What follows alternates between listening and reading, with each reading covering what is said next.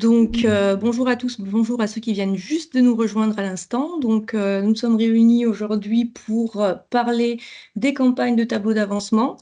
On a mutualisé pour toucher un maximum de services de gestion. Donc, on verra les tableaux d'avancement qui concernent plutôt les BIAT, c'est surtout les ITRF et les AENS. Et on verra aussi la campagne des enseignants-chercheurs HU, puisque les bureaux de gestion qui s'occupent des personnels HU m'ont demandé de faire un petit récap aussi à l'occasion de cet atelier. Donc voilà. Et puis ce sera l'occasion de donner des consignes, des conseils, des petits points d'attention sur voilà, les éléments en cours, sur les patchs de PRD en cours et à venir. Donc là, aujourd'hui, l'atelier il s'appuie sur un patch SIH PRD 2.2034 et un patch REF 1.0330. Alors bien évidemment, si vous n'avez pas ces patchs, ça ne vous empêche pas de lancer les campagnes. Il faut savoir que régulièrement, on livre des petits correctifs évolutifs aussi dans le domaine de la promouvabilité. Donc, il se peut qu'aujourd'hui, vous ayez des agents qui ne soient pas dans des bonnes, soit qui remontent pas, on le verra au cours de cet atelier. Ça peut venir du fait que vous n'êtes pas dans la dernière version de patch. De toute façon, actuellement, on a des petits soucis, donc on en parlera au cours de l'atelier. Alors,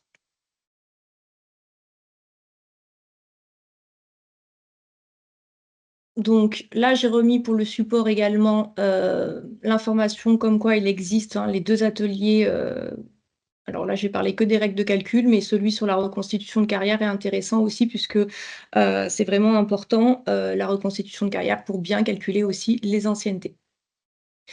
Donc, vous pouvez poser vos questions au fil de l'eau sur le chat. On y répondra après chaque séquence, voilà, après chaque thème. Et on vous donnera la parole si vous avez des questions plus précises. C'est vrai que des fois, on a une question qui vient et en général, ça m'arrive de vous dire on y vient juste après.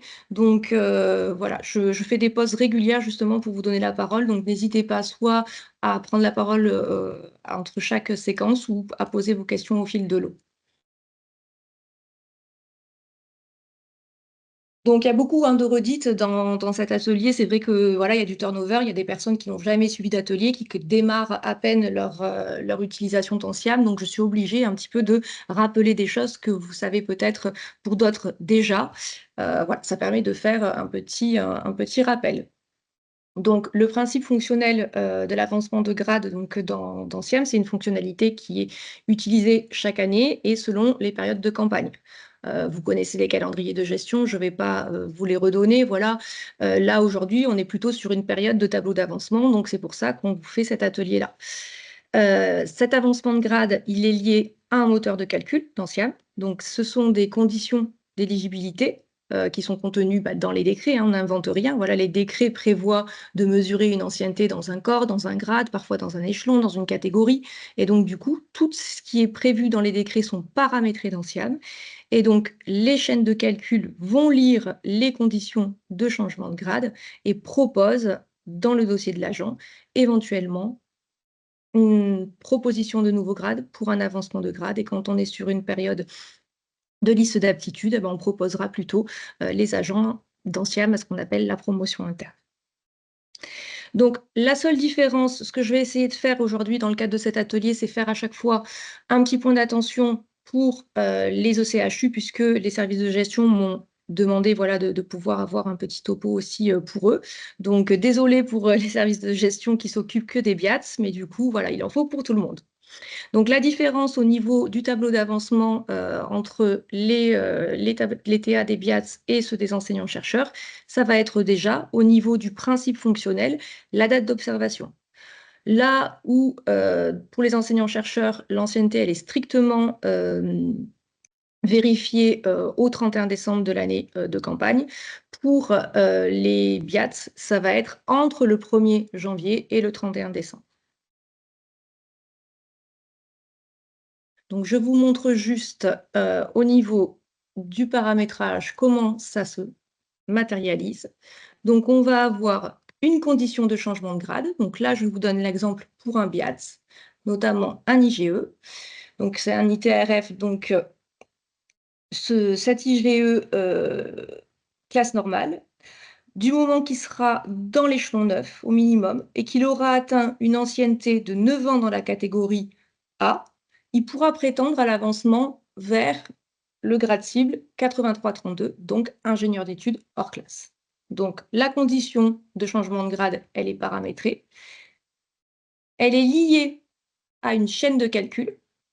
On voit que la chaîne de calcul, elle pointe vers le même grade cible d'avancement, vers le même mode d'avancement.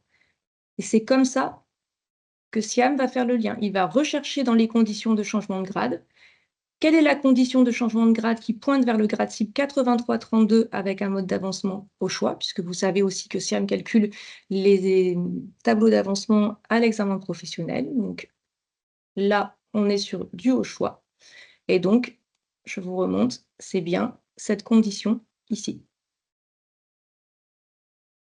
Je vous ai mis également un exemple pour les AENS, c'est le même principe. On a une condition de changement de grade. Donc, quand on est dans on est AENS, donc dans la classe normale, on peut avancer vers la classe supérieure. Il nous faut au moins être dans l'échelon 8 depuis 1 an et avoir une ancienneté dans la catégorie du coup B au moins depuis 5 ans. Si on répond à la condition, on pourra avancer. Et même principe, on a une chaîne de calcul qui est liée avec la date de nomination et les périodes d'observation.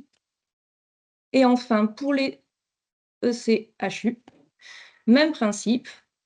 Donc là, on est sur un exemple qui pointe vers la condition de changement de grade des MCUPH. Donc, quand on est dans le grade 32-52 et qu'on a au moins 5 ans dans le corps des MCU et qu'on a atteint l'échelon 4, eh bien, on peut avancer vers la hors-classe.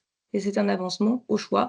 Et pour les enseignants-chercheurs, il n'y a pas de tableau d'avancement à l'examen professionnel. Donc, les enseignants-chercheurs, vous aurez toujours que des avancements au choix.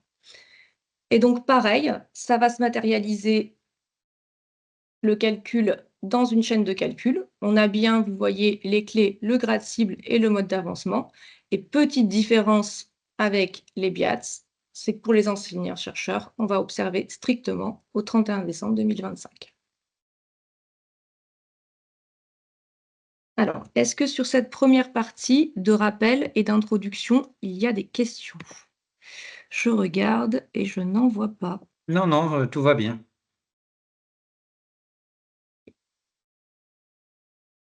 Alors, du coup, je poursuis.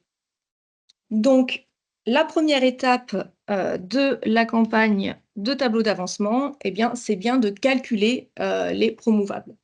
Là où pour, par exemple, un avancement d'échelon, le prochain échelon est proposé automatiquement dans le dossier de l'agent. Voilà, si on a passé la durée moyenne dans l'échelon, eh bien, on a un prochain échelon qui va nous être proposé. Eh bien, l'avancement de grade, il n'est pas proposé automatiquement, il faut le calculer. Il faut le calculer, il faut vérifier si l'agent remplit les conditions. Et s'il remplit les conditions, alors il aura une proposition de nouveau grade. Donc, pour lancer le calcul des promouvables, on va lancer une demande qu'on appelle, nous, la NRC. Voilà, je suis obligée aussi de vous donner un petit peu les termes techniques parce que quand vous allez nous faire des demandes d'assistance, ben, on va avoir besoin de savoir, voilà, qu'est-ce que vous lancez comme type de chaîne. Donc, souvent, on va vous demander le nom, le type. Donc, c'est pour ça que j'essaye aussi de faire des liens avec les noms un petit peu techniques. Donc, ces campagnes, elles sont regroupées dans des demandes NRC. On lance une seule chaîne et ça nous permet de calculer l'avancement vers un grade cible donné pour tout un corps. Par exemple, si je veux calculer l'avancement des techs, je peux le calculer via la demande AVA 830-01 qui va me permettre de me calculer l'avancement vers la classe supérieure et vers la classe exceptionnelle, pardon, pour les techs. Ou bien je peux carrément lancer pour une filière. On va voir, il y a différents types de campagnes. Donc ces campagnes, vous les retrouvez où?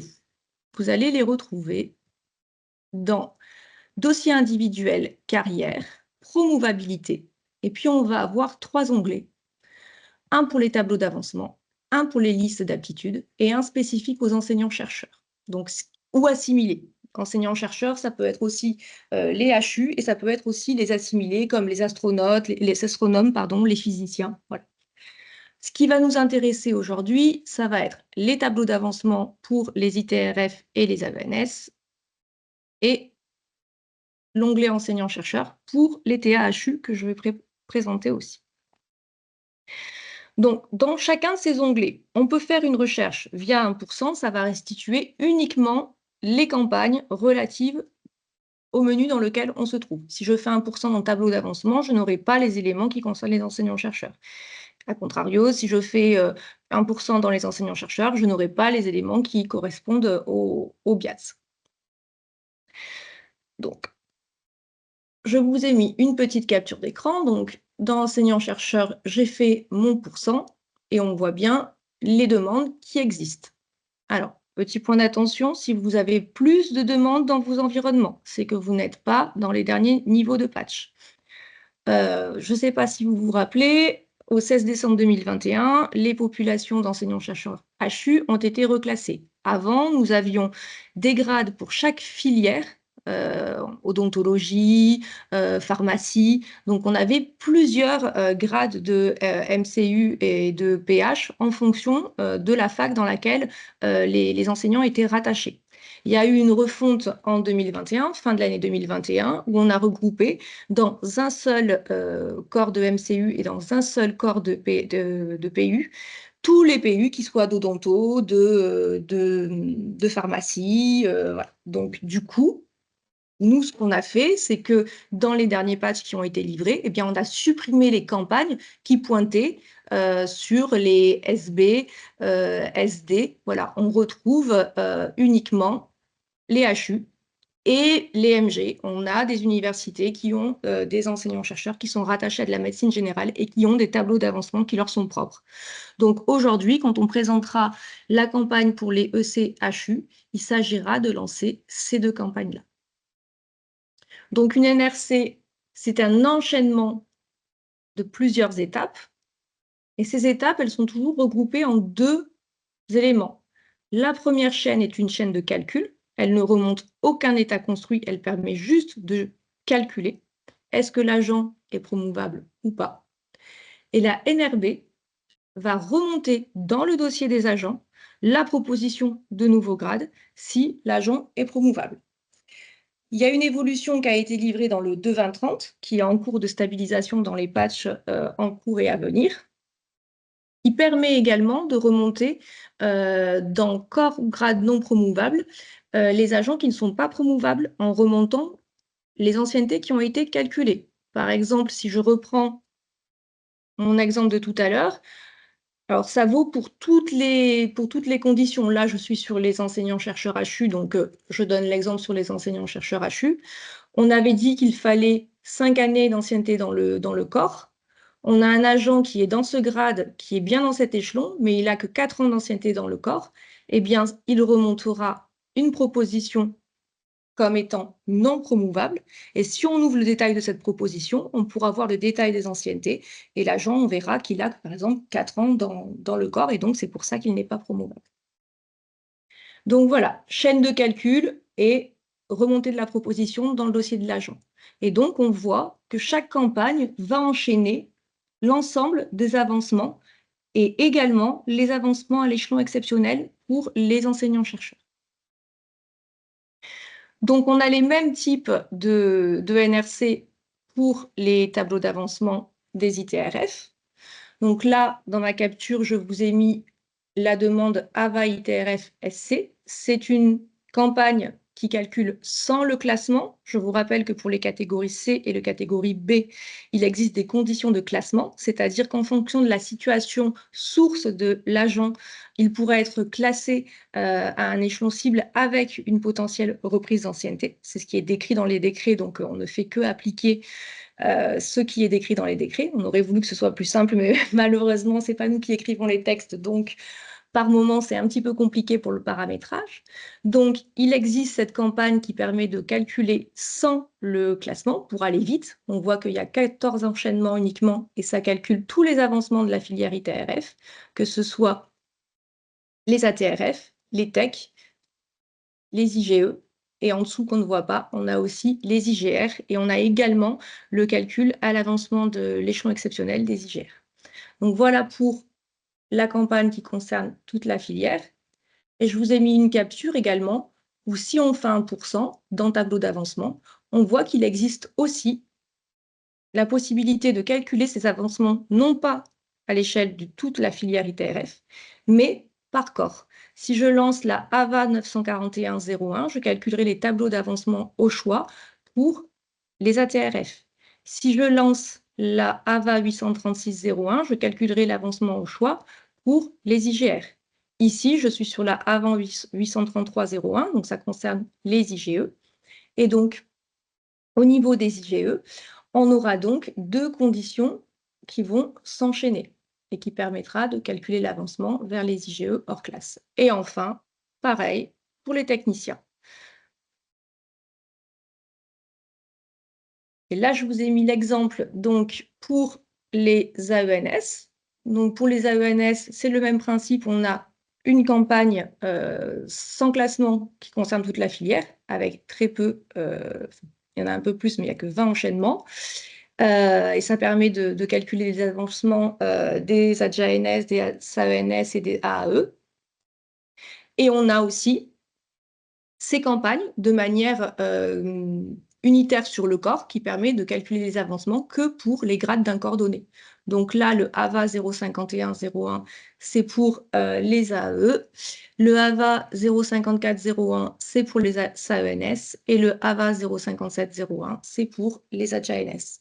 Alors, ce code-là, ici, ce n'est pas un code qui est choisi au hasard. Si vous vous rappelez bien, c'est le code du corps. Là, on a le code du corps des AE, le code du corps des AENS et là, des ADJANS. Et là, je n'ai pas montré, mais bien évidemment, ça, c'est le corps des ATRF, ça, c'est le corps des IGR, ça, c'est le corps des IGE, et là, c'est le corps des techniciens.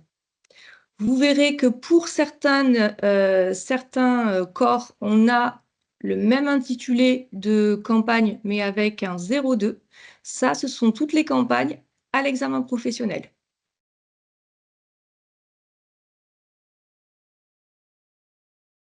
Alors, est-ce que sur cette partie-là, on a des questions? Oui. Oui. Alors, donc, on a une question de Catherine qui nous demande comment s'articulent les enchaînements lorsqu'il existe les conditions à remplir plus l'appartenance à des viviers.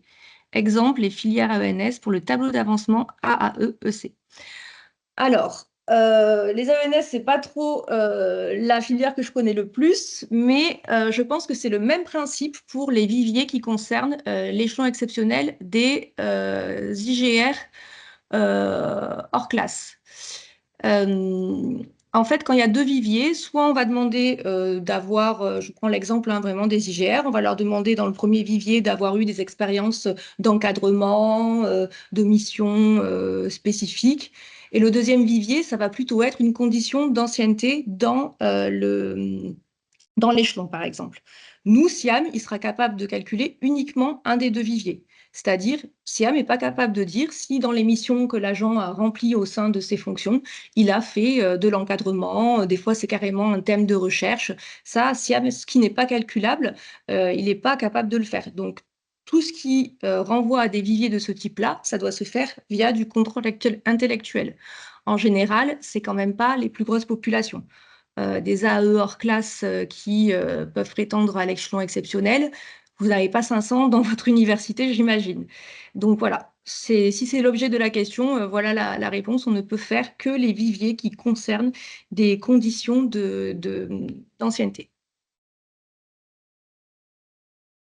Alors, hop, on va faire un petit passage.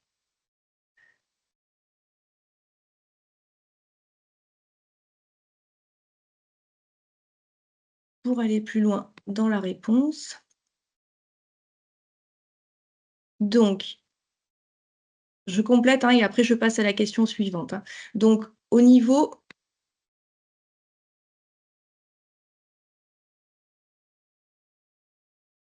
des AAE, on va voir que normalement dans Siam, on calcule bien, si je dis pas de bêtises.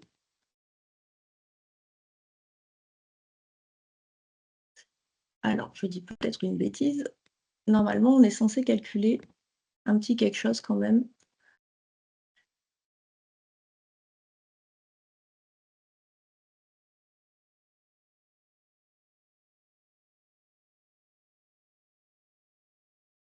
Voilà, il est là. Donc, nous, dans Siam, on calcule un avancement pour les AAE pour passer vers l'échelon exceptionnel dès lors que l'agent il est dans l'échelon 6 depuis au moins 3 ans. Ah, alors, Catherine, elle me dit, il s'agit de... Oui, pardon, effectivement. Ce petit libellé qui m'a induit en erreur. Est-ce que c'est bien cette condition-là dont on parle?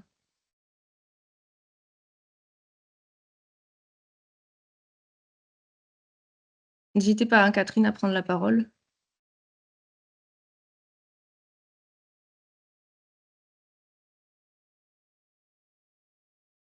Je regarde, Laurence, les conditions. Je regarde, Laurence, Oui, les ça marche. conditions, hein. Oui.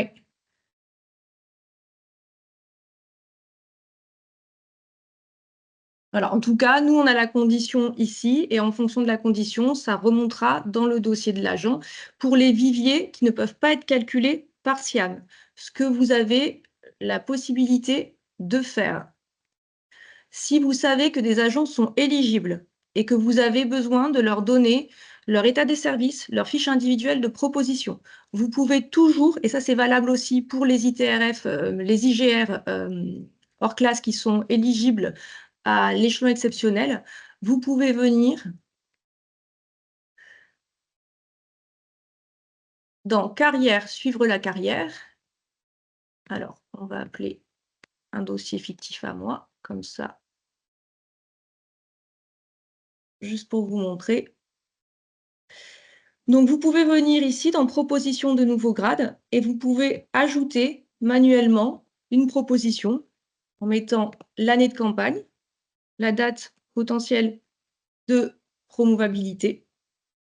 Et ici, indiquer, bah, imaginons, il est éligible. Alors moi, je connais plus les ITRF, c'est vrai, c'est les populations sur lesquelles je travaille le plus.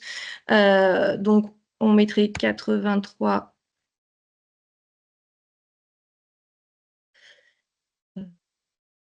60. Voilà, qui est le IGR hors classe. La qualité statutaire, bah, titulaire. Date de nomination 01-09-2025. L'échelon, bah, je crois qu'il faut être dans le... C'est le 4 ou le 5. L'échelon spécial, je crois que non, il faut être dans le... Je crois que c'est ça. Mode d'accès, avancement de grade, le mode d'avancement 3. Et ici, pour alimenter le total de l'ancienneté. Merci, je vois la réponse, Catherine, je vérifierai. Pour alimenter le total de l'ancienneté des services publics qui sera sur la fiche individuelle de proposition, il faudra venir saisir manuellement, puisque ce n'aura pas été calculé, ces deux valeurs ici, pour l'ancienneté de service public et l'ancienneté de catégorie. Et puis, ces valeurs ici, là, les trois valeurs ici, pour les anciennetés dans le corps, dans le grade et dans l'échelon. Et en ajoutant manuellement cette proposition d'avancement de grade, vous pourrez sortir, si vous en avez le besoin, la fiche individuelle de proposition et l'état des services publics. Alors, on va juste vérifier une petite chose quand même.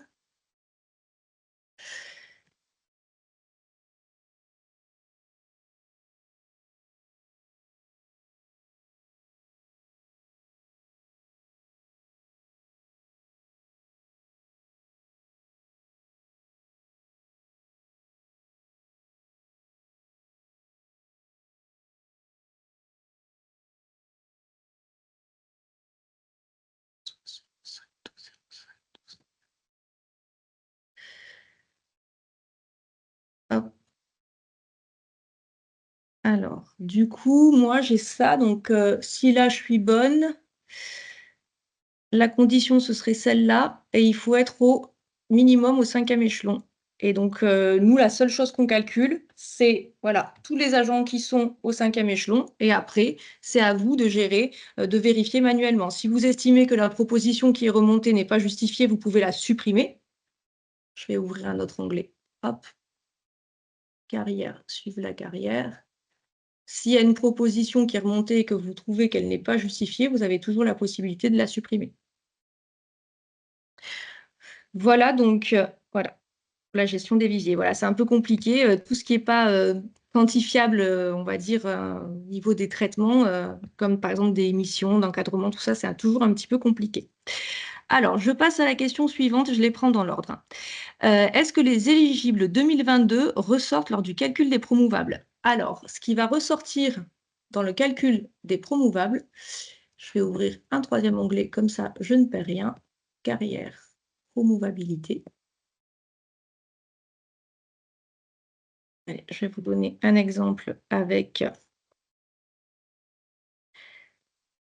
hop, les IGR, puisque je parlais des IGR.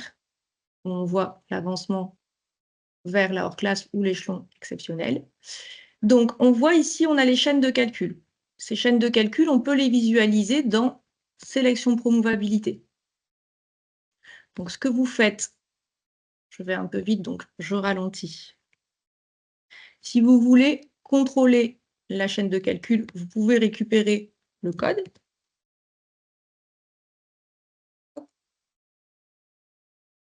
Donc, du coup, on voit là que la période de campagne, c'est 2025. Donc, quand je vais lancer mes campagnes, je n'aurai uniquement que les agents qui sont éligibles en 2025. C'est le paramétrage de l'année de campagne qui remontera les propositions sur une année de campagne donnée. D'ailleurs, petit point d'attention, normalement, quand on est sur le moment des tableaux d'avancement, on n'a pas à se poser la question parce que vos collègues qui ont lancé les listes d'aptitudes en novembre 2024 vous ont mis à jour l'année de campagne sur l'ensemble des chaînes de calcul qui existent dans SIAM. Mais la première chose qu'on fait normalement en prérequis avant de lancer sa première campagne de l'année, c'est vérifier que les années de campagne sont bien sur la bonne année. Donc voilà, les éligibles de 2022, ils ressortiront pas. Après, si un agent était éligible en 2022 et qu'on a lancé les campagnes chaque année, il aura une proposition de nouveau grade qui sera sur son dossier pour 2022, pour 2023, pour 2024 et pour 2025. Alors ensuite, est-ce qu'il existe un MOP pour ce que vous venez d'expliquer? Alors du coup, j'ai pas vu la question tout de suite. Donc, est-ce que vous pouvez préciser, Mehdi, ou prendre la parole pour m'indiquer Ben, qu'est-ce que... c'est quand tu ajoutes une occurrence de FI pour pouvoir sortir pour les viviers et tout ça. Oui, on l'a déjà présenté en atelier quand on a présenté les campagnes d'avancement où il y avait plusieurs viviers. Donc, je vais me noter tout de suite cette petite remarque. Et quand je vous enverrai le lien pour récupérer la visio, je vous ferai un CR de l'atelier pour vous donner les informations. Hop, alors, je me note.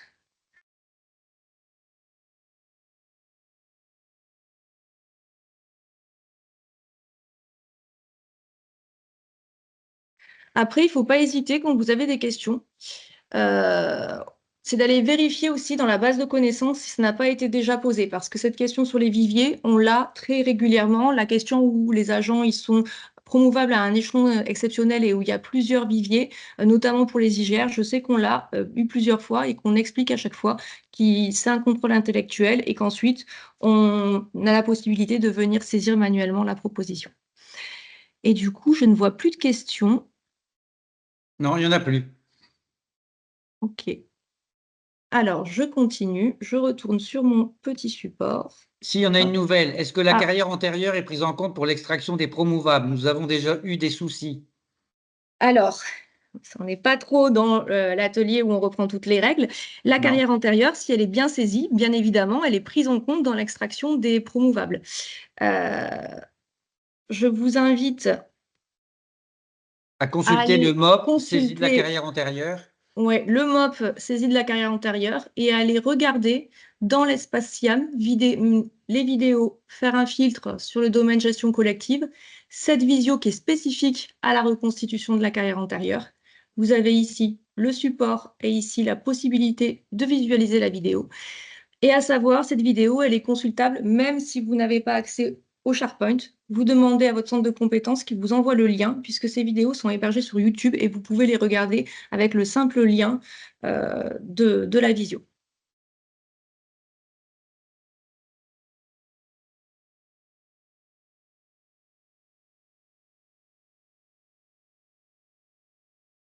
Alors, je continue. Donc, quand on a lancé la campagne d'avancement de grade, que ce soit pour les ITRF, les AENS ou les enseignants-chercheurs, on va avoir une proposition de nouveau grade qui va remonter dans le dossier de l'agent. Donc, cette proposition, on peut la visualiser depuis... Alors,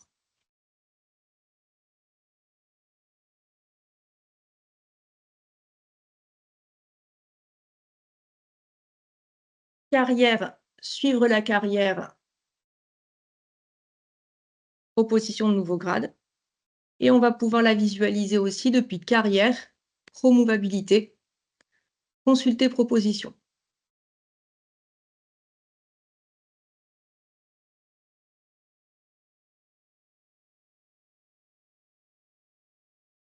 Donc, ce qu'on va visualiser, c'est une proposition d'avancement avec un mode d'accès. Donc, quand on est sur des campagnes d'avancement de grade, le mode d'accès sera forcément avancement de grade, même si c'est un avancement à l'échelon exceptionnel. On voit donc l'année, le grade cible d'avancement, l'échelon, la date de nomination. Et si on est sur des populations avec des carrières chevronnées, notamment surtout les enseignants-chercheurs, le chevron qui est proposé dans la proposition d'avancement. Donc, quand on ouvre ici le détail en cliquant sur la loupe, on va trouver une pop-up proposition d'avancement avec l'année et la date de promouvabilité. Et ce qui va nous intéresser, c'est ici les anciennetés de service public, les anciennetés de service effectif, et puis la nouvelle situation, on peut voir le détail. Voilà, notamment, souvent, sur les enseignants-chercheurs, on va pouvoir avoir parfois de la conservation d'ancienneté dans l'échelon. Si la proposition d'avancement n'entraîne pas de gain de rémunération, il y a des cas où ça arrive, vous savez qu'on conserve l'ancienneté que l'agent avait acquis dans son échelon pour, une fois qu'il rentre dans son nouveau grade, passer plus vite à l'échelon supérieur. Et on va aussi avoir potentiellement de l'ancienneté conservée dans l'échelon quand on lance les campagnes avec classement. Donc, on va voir le détail de ces deux petites informations sur les anciennetés. Sur les anciennetés, donc là, c'est la pop-up relative au service public. Je vous explique bien. Là, en gros, j'ai cliqué sur ancienneté de service public, j'ai cliqué sur ancienneté de service effectif et ça m'ouvre ce genre de pop-up-là. Donc, dans l'ancienneté de service public, on va retrouver les anciennetés. Donc, ces deux types d'ancienneté ont été calculés par la chaîne de calcul en lisant toutes les informations du dossier de l'agent. Là, je vous renvoie à nouveau vers l'atelier règles de calcul qui va vous expliquer comment ces valeurs sont calculées. SIAM lit tout un tas d'informations de la carrière administrative aux positions, à la carrière antérieure. Voilà, il y a énormément de choses qui rentrent en compte. Le service national, on a des agents qui avaient fait du service national, donc ça compte aussi dans l'ancienneté publique. Voilà, donc je vous invite à aller voir cet atelier-là aujourd'hui. Ce n'est pas le but de refaire tous les ateliers aujourd'hui. Là, on est vraiment sur comment on lance la campagne, mais sachez que tout est documenté. Donc, ancienneté de service public et catégorie, on va prendre dans ce calcul les expériences passées en tant que non titulaire, stagiaire et titulaire. Voilà, dès lors que l'agent a eu une expérience de non titulaire avant de rentrer en tant que stagiaire et titulaire dans son corps et dans son grade. Si le contrat mentionné la catégorie une catégorie hiérarchique, je donne un exemple, l'agent il avait un contrat de catégorie A pendant 3 ans, il passe un concours, il devient ASI, quand il rentre dans son corps d'ASI, il a un jour dans son corps et dans son grade d'ancienneté dans le corps et dans le grade. Par contre, dans la catégorie, il a 3 ans et un jour parce qu'il avait déjà acquis 3 ans dans la catégorie A. Donc ça, c'est ce qui alimente la fiche individuelle de proposition. Vous savez, elle est constituée, on le verra juste après, de différentes anciennetés qui remontent. Donc les 2 premières anciennetés qui remontent, elles se trouvent ici, dans service public. Et ensuite, les services effectifs. On va récupérer l'ancienneté dans le corps, dans le grade et dans l'échelon. Pourquoi là, on exclut les périodes de non-titulaires? C'est très simple, c'est les décrets qui le prévoient. C'est les conditions de changement de grade. Dès lors qu'on demande un service effectif dans un grade, on ne prend pas les expériences passées sur un pseudo-grade qu'aurait eu un contractuel pendant sa période de non-titulaire. Et donc, bien évidemment, ce sont ces anciennetés-là qui alimentent également la fiche individuelle de proposition. Alors, est-ce qu'il y a des questions? Non, ça va.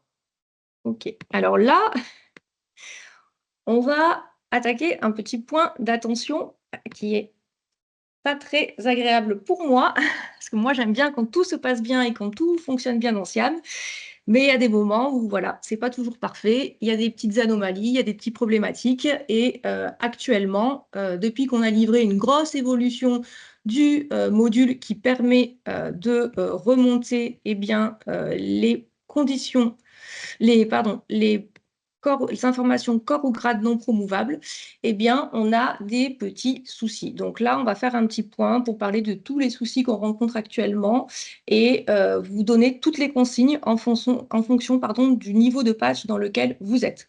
Donc déjà, pour tous les sites qui n'ont pas installé le 2.20.30, vous n'avez rien à faire pour l'instant. Vous pouvez lancer vos campagnes et rester sur une version qui n'est pas encore le 2.20.30. Par contre, pour les prochaines campagnes, pour novembre ou septembre, si vous avez des bibs, il faudrait se rapprocher des dernières versions de patch qui seront diffusées. De toute façon, je vais faire un détail pour chaque niveau de patch, chaque cas dans lequel vous pouvez vous trouver. Alors, dans le 2.20.30, on a livré une évolution, donc je vous l'ai dit, qui consiste à visualiser les corps ou grades non promouvables. Il y a eu du coup des cas qui n'ont pas été détectés, qui n'ont pas été couverts par cette évolution, et on s'est retrouvé avec des agents qui étaient promouvables, pas promouvables alors qu'ils étaient censés l'être, et inversement.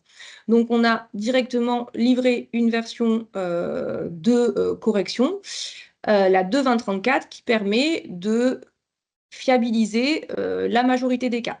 Donc là, pour les gens qui sont en 2.20.34 et qui sont dans les services de gestion ECHU, vous n'avez pas trop à vous inquiéter parce que pour vous, comme vous n'avez pas de conditions de classement pour les ECHU, en gros, ils sont promouvables, oui, non, et ils avancent dans le grade cible d'avancement. Tout est corrigé dans le 2.20.34, donc vous n'avez pas de problème pour les EC et les ECHU. Il y a une dernière version qui va venir stabiliser l'évolution, c'est la 2.20.50 qui sera diffusée en juillet et qui va permettre de corriger les cas où il y a des doubles conditions de changement de grade. Voilà, il y a des décrets qui décrivent les conditions de changement de grade et qui sont plus compliquées que d'autres. Par exemple, les techniciens de classe normale, quand ils sont dans l'échelon 8, ils peuvent avancer à 2 endroits. Et donc, qu'est-ce que ça a fait dans Siam? Ça a fait que quand on lance le début de la campagne, si l'agent ne répond pas à la première condition, tout va bien. On dit première condition, c'est faux, il ne répond pas à la condition, il passe dans la suivante puisqu'il est toujours dans c'est un agent qui est dans le 8301, donc technicien classe normale, échelon 8. Donc, première condition, ça va rechercher s'il a moins de 2 ans d'ancienneté, ça le classera à tel échelon avec telle conservation d'ancienneté. S'il a plus de 2 ans, alors ça le classera dans un autre échelon avec un autre type de conservation d'ancienneté. Ça, désolé pour le niveau de complexité, c'est le décret qui fait ce genre de règles. Et donc, du coup, si l'agent il a moins de 2 ans d'ancienneté, il passe dans la première étape de la chaîne, il a bien moins de 2 ans d'ancienneté, donc on va le retrouver ici, on va dire, bah, il est promouvable. Tout de suite après, l'étape 2 de la chaîne, c'est de vérifier la deuxième condition. Et donc, l'agent, il est plus promouvable à la deuxième condition parce qu'il n'a pas plus de 2 ans dans son échelon, il a moins de 2 ans. Et donc, qu'est-ce qui se passe? Siam bascule sa proposition de nouveau grade dans corps ou grade non promouvable. Donc voilà le type actuellement d'anomalie qu'on peut avoir. C'est sur les cas où il y a des doubles conditions de changement de grade. Donc, on a stabilisé tout ça dans la version 2.20.30 qu'on est en train de recéter chez nous et que vous aurez au mois de juillet. Et donc là, ce que je vais faire dans la diapo suivante, c'est vous donner les consignes en fonction de votre niveau de page et en fonction des campagnes que vous avez à lancer. Et après, je prendrai un temps pour répondre à vos questions. Au-delà des doubles conditions de changement de grade, on a aussi le cas des listes d'aptitudes ITRF. Vous savez que pour les ITRF, depuis quelques années, on a des listes d'aptitudes exceptionnelles. Et donc, du coup, il se peut qu'un agent, voilà, c'est le cas dans l'exemple que j'ai donné, qu'un agent il soit bien éligible à la promotion, à la liste d'aptitudes classique, mais qu'il ne le soit pas à la liste d'aptitudes exceptionnelles. Il se peut qu'il soit éligible à un avancement de grade au choix, mais qu'il ne soit pas éligible à un avancement de grade à l'examen professionnel. Et donc, quand on visualise actuellement le dossier d'un agent, ben, on voit quasiment les deux types de propositions, une fois dans la proposition de nouveau grade et une fois comme une non-proposition. Et donc, la lisibilité, elle n'est pas idéale. Donc là, dans le cas du 2.20.50, comme on corrige certains éléments, j'ai aussi fait une petite demande d'évolution qui vous permettra ici d'avoir une nouvelle information qui va apparaître à la place des petites étoiles et vous aurez ici et ici un petit libellé qui s'appellera mode d'accès et vous pourrez voir au choix ou exceptionnel. Non, c'est examen professionnel d'ailleurs, le 02. Pour la promotion interne, il n'existe pas de mode d'accès exceptionnel. Vous savez qu'on a détourné un mécanisme pour vous permettre de calculer là, pendant encore quelques années les listes d'aptitudes exceptionnelles. Donc les listes d'aptitudes exceptionnelles, elles remontent avec un mode d'accès examen pro. Alors, les petits points d'attention. Donc, si vous êtes dans un patch inférieur au 2.20.30, ne passez pas le patch, lancez vos campagnes. Vous les avez peut-être déjà lancées, il n'y a pas de problème. Si vous êtes dans le 2.20.30, installez le 2.20.34 parce qu'il corrige une grande partie des campagnes, des problématiques qui sont remontées dans le 2.20.30. Donc, pour les sites qui sont dans le 2.20.30, pas de point d'attention. Pour les sites qui sont dans le 2.20.30, on installe le 2.20.34 et on lance les campagnes avec classement. Il faut, tant que l'anomalie n'est pas stabilisée avant le 2.20.50, au lieu de lancer la AVA ITRF, la AVA AENS, il faudra vraiment lancer les campagnes avec classement. Donc AVA 941, AVA 930, AVA 057, AVA 051, tout ce que je vous ai montré au début. Pour les enseignants-chercheurs, vous avez de la chance, vous n'avez pas de conditions de classement dans vos campagnes de promouvabilité. Donc, le 2.20.34 résout toutes les problématiques. Et enfin, pour les sites qui sont en 2.20.34, je vous ai dit, on attend encore une version de correction dans la 2.20.50. Donc, quand vous allez lancer vos campagnes avec classement, il va quand même rester une petite anomalie pour les sites qui sont dans le 2.20.34. C'est sur les conditions de changement de grade où il y a double condition. Je vous ai d'ailleurs donné l'exemple du technicien échelon 8, mais on a aussi une double condition sur l'échelon 13. Donc là, il faudra être attentif, il faudra vraiment contrôler les conditions de changement de grade où il y a des doubles conditions, afin de vraiment vérifier si on n'a pas des agents qui ne sont pas promouvables à tort. Et une fois que le patch 2050 qui sera livré en juillet 2025 sera installé, retour à la normale, on lance les campagnes souhaitées avec ou sans classement. Voilà. Et on aura en plus l'évolution pour une meilleure lisibilité des propositions d'avancement dans le cas des doubles ou quadruples conditions. Donc là, c'est ce que je vous ai montré aussi. Un agent peut même avoir jusqu'à 4 conditions de changement de grade par rapport à la même situation source, puisqu'il peut avoir 2 conditions de changement de grade au choix, par exemple le 8301 échelon 8, et aussi à l'examen professionnel. Et en plus de ça, l'agent peut être éligible, le technicien, là, il pourrait être éligible à la LA Asie classique et à la LA exceptionnelle. Donc voilà, il va y avoir une meilleure lisibilité des dossiers grâce à cette petite évolution qui permettra d'afficher les modes d'accès. Alors, ce que je ferai aussi dans le compte-rendu de l'atelier, c'est que je vous ferai une petite note d'attention pour vous lister les campagnes qui ont des doubles conditions. Donc, je vais aussi les montrer à l'écran et après, je vous laisserai la parole pour vos questions. Alors, tac. Donc, je me permets, donc cette page, vous pouvez l'imprimer et l'afficher dans votre bureau sur votre tableau pour toujours y jeter un œil avant d'ouvrir DDA pour bien regarder que vous êtes dans telle condition, parce que ça peut influer sur les promotions. Donc déjà en consultant cette page, elle est très importante. Vous aurez peut-être une réponse à vos questions. Merci beaucoup, Olivier. De rien. Alors, hop. Donc, en fait, vous savez, vous avez accès aussi également sur l'espace collaboratif à un guide qui est régulièrement mis à jour. Je vous montre la page de garde. Vous voyez, il a été mis à jour 2 fois en 2024. Là, il est mis à jour. Alors, cette version n'est pas encore diffusée puisque je suis en train de travailler dessus. C'est dans le cadre du prochain REF, hein. Donc, vous devez avoir ce guide en version 1.12 puisque vous, c'est la dernière fois où il a été diffusé. Et donc, si je vais sur les TA BIATS au choix, on a ici toutes les campagnes qui existent. Donc là, c'est avec le classement. C'est celle que vous devrez lancer là jusqu'au 2.2050 au moins. Et on voit qu'il y a des moments où on a des doubles conditions. Donc là, on a une double condition ici. On a une double condition ici.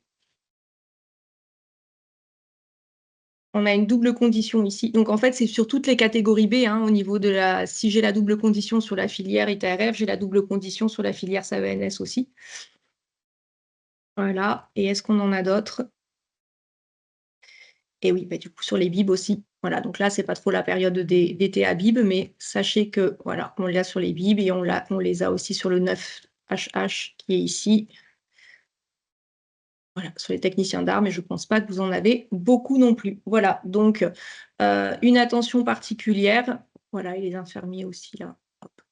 Une attention particulière dans le cadre de vos campagnes sur les ITRF, donc les techniciens qui seraient au 31 décembre 2025 sur l'échelon 8 ou sur l'échelon 13, et pour les SAENS sur l'échelon 8 ou sur l'échelon 13. Le reste, vous l'avez vu, mais je ne pense pas qu'on soit sur ces périodes de campagne-là. Alors, je retourne voir s'il y a des questions. Non, non, ça va. Ça va? OK. Ouais. Bon, super. Alors après, voilà, je suis navrée de cette petite zone de turbulence. Vous savez que c'est un module quand même qu'on essaye qui était stable et qu'on avait stabilisé depuis un petit moment. Mais voilà, on a fait une évolution et voilà. C'est aussi compliqué pour nous parfois au moment de la recette parce qu'on n'a pas toujours des dossiers agents qui sont dans les conditions qui ne vont pas marcher. Nous, on recette sur des échantillons. On essaye toujours d'avoir l'échantillon qui va être le plus représentatif. Mais si dans notre stock de données, on n'a personne actuellement qui est éligible et qui est dans l'échelon 8, vous voyez, ce petit problème, on ne le détecte pas.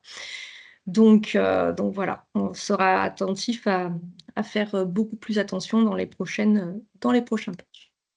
Alors, jusqu'alors, qu'est-ce qu'on a fait? On a lancé le calcul des agents promouvables. Ça a permis de vérifier qui était éligible et de remonter les propositions de nouveaux grades dans le dossier des agents. On a visualisé sur le dossier des agents ce qui nous intéressait dans la proposition de nouveaux grades, c'était les anciennetés de service public pour l'ancienneté de service public total et l'ancienneté de catégorie. Et dans le service effectif, ancienneté de service effectif dans le corps, dans le grade et dans l'échelon. Ensuite, une fois qu'on a toutes ces propositions qui sont remontées sur le dossier des agents, ce qui va nous intéresser, eh bien, ça va être de générer les listes, d'avoir un fichier Excel avec le listing de tous les agents qui sont promouvables au tableau d'avancement, et puis les fiches individuelles de propositions et état des services. Donc ça, cette première partie, ça va concerner les ITRF et les AENS. Pour les ECHU, on va générer le datum de promouvabilité. Donc, la restitution pour les agents promouvables à un tableau d'avancement, c'est la restitution qui s'appelle liste et uniquement liste. C'est la seule pour les tableaux d'avancement qu'on maintient et qui fait foi. Si on était dans le cadre d'une liste d'aptitude, ce serait liste prom. Et pour les enseignants-chercheurs, c'est la demande info-EC. Vous avez l'habitude de le lancer dans le cadre du datum de promovabilité des EC. C'est la même restitution pour les enseignants-chercheurs HU. La seule différence va se trouver au niveau de la requête de présélection. On y viendra tout à l'heure. Alors, je vous ai mis une petite capture. Où est-ce qu'on retrouve la demande de liste? Eh bien, on va dans carrière promovabilité, liste promouvable. On appelle la demande liste, ça nous restitue notre demande et on va venir vérifier dans l'onglet paramètres, paramètres utilisateurs, qu'on a bien les paramètres qui sont corrects. Donc, dans grade source et dans échelon source, toujours on a une étoile. Si vous avez 1% ici, c'est une erreur, il faut remplacer par étoile. Ici, on renseignera dans l'année de la campagne, l'année à laquelle les agents sont promouvables. Et dans grade cible, on va pouvoir soit travailler sur tous les grades cibles d'un corps donné. Si je veux dans le même fichier les avancements vers Tech CS et Tech CE, je mettrai 830%. Si je veux uniquement ceux qui sont éligibles au Tech CS, ben je mettrai 83,02. Donc, on ne peut pas mettre... voilà, on peut avoir tout un corps donné. Donc là, c'est tout le corps des techs. Je peux faire pareil avec les SAENS, donc 0,54%, les ADJNS 0,57%, etc., etc. Petit point d'attention sur cette page, on a 5 paramètres. Or, quand on est dans SIAM, visuellement, quand on arrive sur la page, hop, liste promouvable, j'appelle la demande liste, paramètres, paramètres utilisateurs, on n'en voit que 4 et on a tendance à dire hop, je modifie ce qui m'intéresse, hop, allez, c'est bon, je calcule. Si vous avez une collègue qui est venue travailler, qui a lancé, je ne sais pas moi, les avancements à l'examen professionnel et qui vous a modifié juste ici le mode d'avancement, bah, vous allez trouver une liste et vous allez dire mais c'est pas du tout les agents que je m'attendais à avoir, qu'est-ce qui se passe? Bon, toujours venir vérifier que le dernier paramètre, c'est bien celui attendu. Voilà, donc quand on arrive, on ne le voit pas et on descend un petit coup. Donc, mode d'avancement 3, c'est pour les avancements au choix. Et 2 à l'examen professionnel. Vous pouvez aussi venir contrôler qu'il n'y a pas de requête de présélection dans l'onglet présélection. Des fois, on va vouloir, on ne sait pas, par le biais d'une DA ou je ne sais pas, quelqu'un va vous dire, voilà, filtrer, lancer uniquement la restitution pour ces agents-là. On ne pense pas venir l'enlever. Ben, l'année d'après, quand on revient lancer notre liste ou le mois d'après pour une autre population, eh bien, on ne trouve pas les agents. Donc, quand vous arrivez sur liste, je vous invite à vérifier les paramètres utilisateurs. On pense toujours à aller voir le dernier et la requête de présélection qui ne doit pas être présente. On exécute et on va avoir un état construit qu'on peut récupérer comme ça en cliquant dessus. Donc moi, je ne le fais pas puisque là, je suis sur une base de recettes et des gens qui travaillent dessus. Donc, je ne sais pas ce qui se trouve dans les fichiers. Donc, du coup,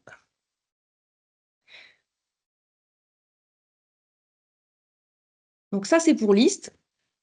Donc, je vous ai mis aussi sur le support ce que je viens de vous montrer à l'écran. Voilà, la capture écran de comment ça se matérialise.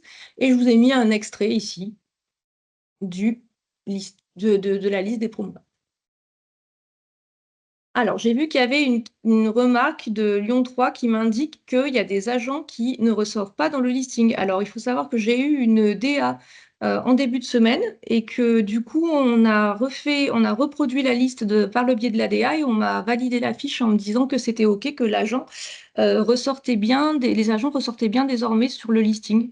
Donc, voir en interne, et si c'est finalement pas réglé, n'hésitez pas à réouvrir une DA. Alors, je poursuis. Alors, il est aussi possible de produire les fiches individuelles de proposition et les états des services d'ailleurs via la restitution fiche. Donc, ces reportings produisent des fichiers PDF individuels par agent avec les propositions d'avancement, l'état des services. Il y a un MOP spécifique sur le SharePoint. Je vous montrerai à la fin de l'atelier tous les documents de référence. Voilà. Et petit point d'attention, pour que les états des services publics soient alimentés, il est nécessaire, pour les premières fois où on utilise le module, de vérifier qu'on a bien notre DSI qui nous a activé un job dans le plan d'ordonnancement applicatif, donc ce qu'on appelle le POA. Donc ça, c'est un petit peu technique. Mais c'est juste pour vous dire que si vous sortez la restitution fiche et que les états des services publics ne sont pas alimentés, qu'ils sont vides, il faut demander à votre DSI de vous activer un petit job. Ensuite, ça tournera toutes les nuits, la première fois sur toute la base s'il n'a jamais tourné, et puis les jours d'après uniquement sur les agents qui ont eu des modifications sur leur dossier, afin que les états des services publics soient à jour et sortent à jour chaque fois que vous pourrez le demander. Donc, la demande fiche, elle se trouve dans Carrière, Promouvabilité, Fiche tableau d'avancement. Pareil, on va dans l'onglet Paramètres, on ouvre les paramètres utilisateurs. Là, on n'en a que 4. L'année de promouvabilité, le grade cible d'avancement. Même principe que tout à l'heure, si je veux tous les grades cibles des techs, eh bien, je vais mettre le corps plus 1%. La matricule, ici, c'est bien 1% qu'il faut, pas une étoile. Petite subtilité. Et le mode d'avancement, si j'ai lancé ma campagne d'avancement au choix, ce sera bien 3 pour avancement au choix ou 2 si c'était à l'examen professionnel. Qu'est-ce que ça produit comme état? Alors, ça va produire une fiche individuelle de proposition par agent. Je vous ai mis là. Un état des services par agent. Donc là, mon agent s'appelle grade démo. Et vous, effectivement, il aura le nom de Olivier Dupont. Voilà. Et un historique des emplois successifs. Donc là, ça, c'est un canevas qui est vide et qui est à compléter manuellement. Donc, à la fin du traitement, il y a une fusion qui est réalisée pour avoir dans un seul et même fichier la totalité des fiches de synthèse. Ça s'appelle fiche synthèse totalité. Donc, ça peut mettre du temps à remonter selon la volumétrie. Alors là, dans mon exemple, c'est très rapide puisque j'ai que 9 documents, donc j'ai 8 documents à fusionner, donc ça va être assez rapide. On voit ici que le traitement s'était terminé à 18h39 et 37 secondes, pardon, et que le fichier fiche synthèse totalité est remonté à 18h39, 40 secondes. Donc il a mis 3 secondes pour fusionner 8 états construits. Si vous en avez 300, 400, 500, il faut multiplier ces 3 secondes par le nombre de fiches que vous avez. Donc, effectivement, parfois, ça peut prendre 2-3 minutes. Donc, si vous consultez le résultat juste au moment où ça vient de se finir et que vous ne voyez pas fiche synthèse totalité, attendez 5 minutes pour vérifier s'il n'est pas remonté à la suite. Donc, comment ça se matérialise? Donc, on va avoir un premier état PDF. Donc, tableau d'avancement, fiche individuelle de proposition. On retrouve la proposition d'inscription au grade. Donc là, dans mon exemple, c'est une inscription au grade des TechCE. On voit voilà l'établissement, l'UO, le nom, le prénom, la date de naissance, la situation administrative, donc c'est dans quelle situation statutaire l'agent est. Et puis on va voir sa BAP. Donc là, bon, dans mon exemple, il n'en avait pas sur son dossier. Et on va voir l'ancienneté cumulée donc au 31 décembre de l'année. Donc l'agent, il a 5 ans de service public, 5 ans et 2 mois de service public et dans la catégorie. Donc ça, c'est ce qu'on voyait, vous vous rappelez, dans la proposition de nouveaux grades dans les services publics. Et il a également, cet agent, il ne devait pas avoir d'expérience non titulaire avant, puisqu'il a également 5 ans dans le corps, dans le grade, et il a 2 ans et 11 mois et 11 jours dans son échelon 8. Il a été nominé dans son grade le 1er novembre 2020. D'ailleurs, c'est cohérent avec ce qu'on a ici, hein, puisqu'entre le 1er novembre et le 31 décembre 2025, on a bien 5 ans plus 2 mois de novembre et décembre. Et la modalité d'accès au grade actuel, si elle n'est pas valorisée, c'est qu'elle n'est pas valorisée dans le dossier de l'agent. Donc là, pareil, quand vous contrôlez ces fiches, ça vous donne un petit peu des indications sur comment fiabiliser vos dossiers.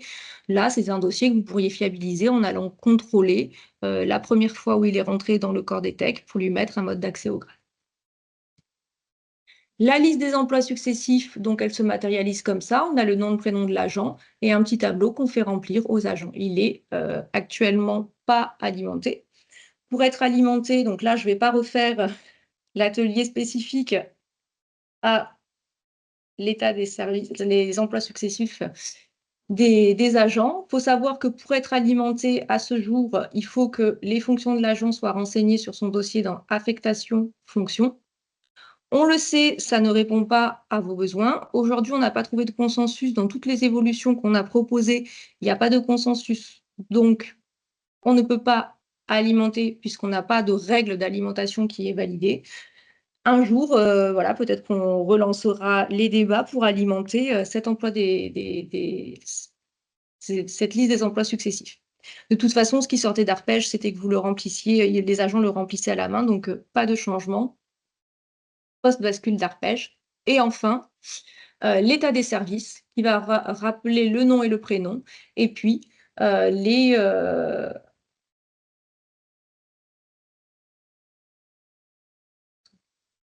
Bon, après, c'est un dossier de test. Hein, donc, du coup, qui va rappeler eh bien, toutes les expériences que l'agent a eues dans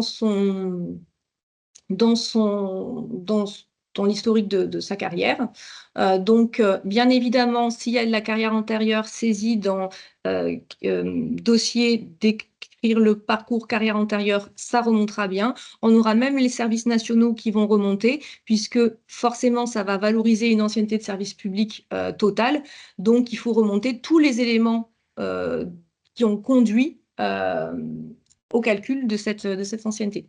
Donc, je vous ai mis sur le support un rappel sur ce que je vous disais précédemment, c'est que pour que ce soit alimenté ici, eh bien, il faut que la DSI vous active un petit job qui vous permet voilà, de lancer une petite moulinette tous les soirs pour que les dossiers soient bien à jour.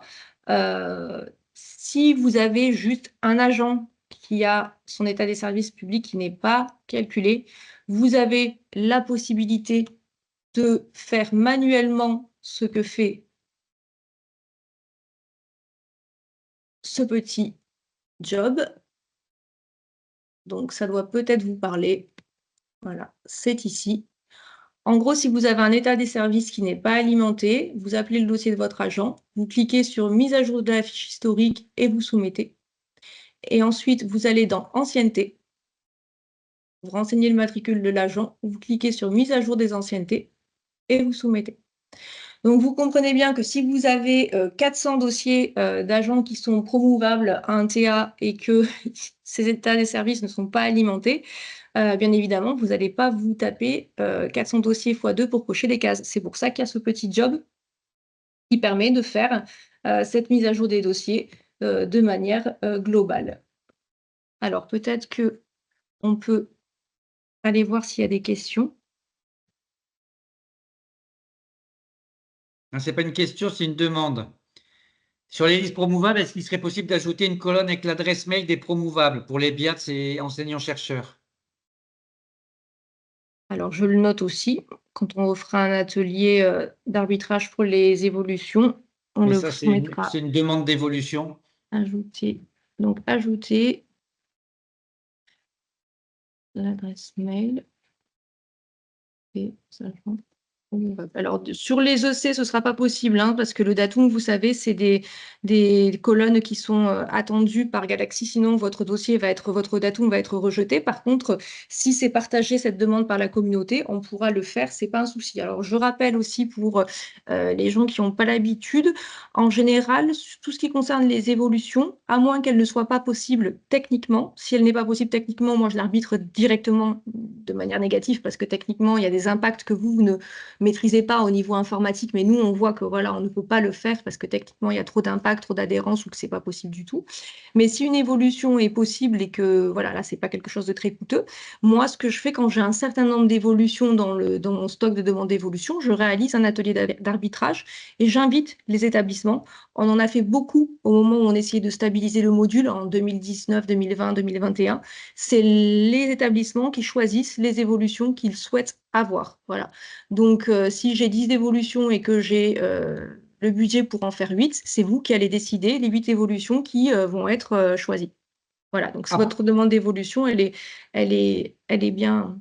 Après, maintenant, on est quand même sur le module des campagnes de gestion des carrières. L'adresse mail, c'est plus de la gestion administrative. Ça n'a peut-être pas lieu d'être dans ce genre d'état qui est censé récapituler un petit peu toutes les données carrières de l'agent. C'est peut-être différent. C'est peut-être pas le bon listing ou fournir cette donnée. Bon, mais voilà. Après, Ouais, après, c'est plutôt dans quel sens? C'est pour gérer la gestion des candidatures? Pour prévenir les agents qui sont promouvables, c'est ça? Oui, c'est ça, c'est pour notifier l'éligibilité. Oui, c'est ça, en fait. Ça nous ferait vachement gagner du temps parce que quand on a, je sais pas moi, 75 promouvables qu'il faut les prévenir un par un, bah, si on a la Alors, liste, si on a voilà. la liste des adresses mail à côté, ça va vachement plus vite, nous, pour faire les mails quand même. Oui. Alors, du coup, moi, il y a une évolution que j'ai moi-même demandé qui est en cours d'arbitrage parce qu'elle impacte le portail agent et que du coup, l'espace agent, pardon, et que du coup, bah, c'est pas moi qui en suis maître de l'espace agent. Mais ce qui serait possible de faire dans SIAM, c'est que cette proposition de nouveau grade, quand elle remonte dans le dossier de l'agent, elle remonte aussi sur son espace agent. Et avec un système de workflow, l'agent pourrait dire est-ce qu'il se porte candidat ou pas, puisque on a ici réponse de l'agent suite à sa candidature de promouvabilité. Aujourd'hui, vous avez la possibilité, si vous souhaitez le suivre, de basculer à, je vais appeler un dossier à moi pour vous montrer, pardon, hop,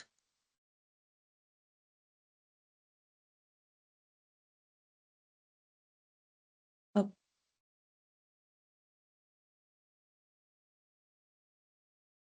Voilà, candidat, non candidat.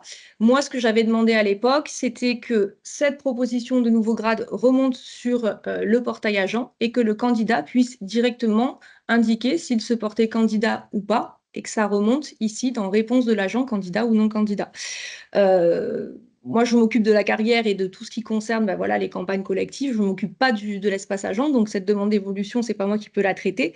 Elle est bien dans la bannette côté AMU. Donc, ça pourrait être aussi, je pense, un élément qui serait encore plus pratique que l'adresse mail des agents promouvables. Voilà. Après, entre nous, rajouter une colonne avec l'adresse mail, c'est pas très coûteux. Donc, je prends l'évolution et quand on aura un stock d'évolution qui sera un peu plus conséquente, je vous inviterai à une séance d'arbitrage des évolutions et vous déciderez ensemble si ces évolutions vous conviennent ou pas. Parce qu'imaginons, voilà, il y a des sites qui ont des pratiques, d'autres ont des pratiques qui sont différentes et il faut quand même, quand on fait une évolution qui touche une application qui est mutualisée, qu'elle réponde à un maximum de personnes. Alors, je remonte sur les questions. il y a une question sur les vacataires, je crois, sur les vacations administratives. Alors, attends, je relis. Effectivement, ils ont 3 ans.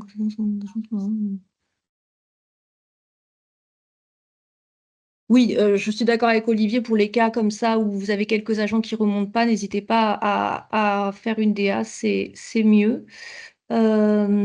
les listes des promouvables, donc ajouter l'adresse, on l'a dit. À question des vacataires. Alors, comment bien saisir les vacations administratives dans la carrière antérieure pour prise en compte dans l'ancienneté? Je n'ai pas trouvé le mot carrière antérieure. Alors, donc, si on parle des vacataires, donc les personnels civils payés à l'acte ou à la tâche d'Anciam, donc c'est les C1204 par exemple, C1201, C1202. Je vous invite à consulter à nouveau cet atelier règles de calcul de l'avancement dans SIAM. Aujourd'hui, il y a des statuts qui n'ont, dans la réglementation, n'ont pas vocation à compter dans l'ancienneté de service public qui est pris en compte pour les avancements. Donc, les vacataires, les C1204 par exemple, ne comptent pas de base dans l'ancienneté de service public. Donc, que vous les saisissiez ou les saisissiez pas, ça ne rentre pas dans le calcul.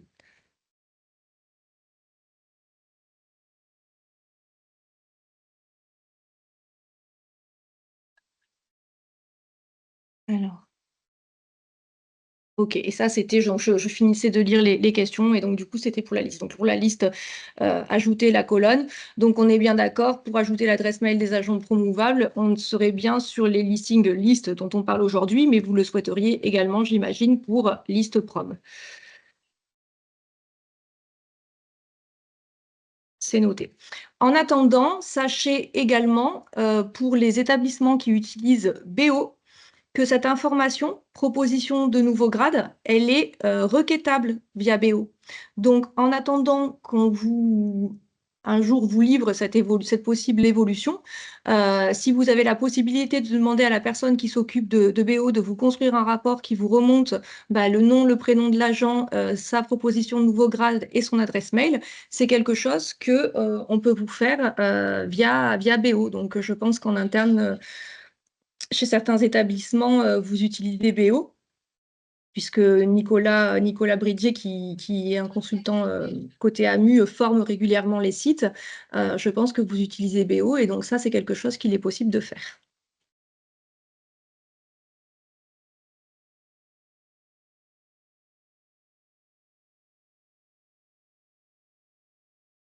Alors, je passe au point spécifique pour les services de gestion enseignants-chercheurs qui, eux, n'utilisent pas les demandes listes et fiches, mais qui vont générer un datum pour les ECHU. Donc, ce datum pour les ECHU, il se trouve dans carrière promouvabilité, et il faut cliquer sur la petite flèche qui se trouve au début de la bannière pour se décaler et trouver datum de promouvabilité EC. De base, quand on rentre dans promouvabilité, alors moi j'ai un très grand écran, mais parfois on ne le voit pas toujours selon la taille de vos écrans, surtout si vous travaillez sur PC portable. Donc, si vous travaillez sur PC portable, vous devez plutôt avoir quelque chose qui ressemble à ça, et il faut se décaler ici. Hop, hop, hop, voilà. Datum, promouvabilité, EC. Donc, soit on appelle info EC, soit on fait 1%. On a uniquement la demande qui correspond bien. On vient dans les paramètres, et pour vous, c'est plus simple au niveau des paramètres. Il n'y a que l'année à renseigner. Par contre, c'était trop simple, il y a une requête de présélection à mettre dans tous les cas. Donc, quand on est en décembre, on va filtrer sur la population des enseignants-chercheurs classiques et assimilés, donc SAEA. Quand on est en avril à peu près de l'année, donc le datum des ECHU, c'est souvent en avril que vous le remontez, on va venir modifier la requête pour changer les codes des groupes hiérarchiques. Et là, je rajoute parce que je vois que ça manque. Hop. Donc, cette requête de présélection, vous n'avez rien à inventer, hein, elle se trouve dans le MOP des datums de promouvabilité des OC. Donc, quand vous avez lancé votre campagne AVA HU01 ou AVA MG01, si vous avez des enseignants-chercheurs qui sont affiliés à la médecine générale. Oula. Si vous pouvez couper vos micros quand vous n'intervenez pas pour ne pas gêner l'enregistrement. Merci. Donc, quand vous avez à modifier la requête de présélection, vous avez vu, moi, j'ai fait une modification. Avant d'exécuter, vous pensez bien à soumettre. Parce que si on n'enregistre pas, SIAM lance la demande avec les précédents paramètres. Je vous remontre à titre d'information parce que je suis allée un peu vite. C'était comme ça. Quand on soumet, vous voyez bien, il enregistre la modification. Si là, j'exécutais la demande, je n'aurais pas les MG. Tu peux, s'il te plaît, Olivier, couper les micros?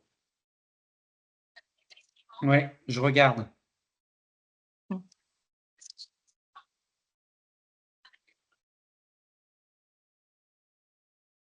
Merci. C'est bon, j'ai trouvé. Alors, donc, je vous montre sur le support.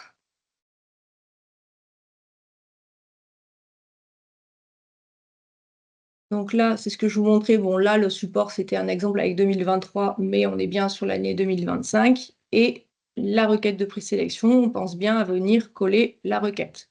Donc, quand on produit le datum de probabilité des EC en décembre, on colle une certaine requête. Pour celui des ECHU, on colle une autre requête.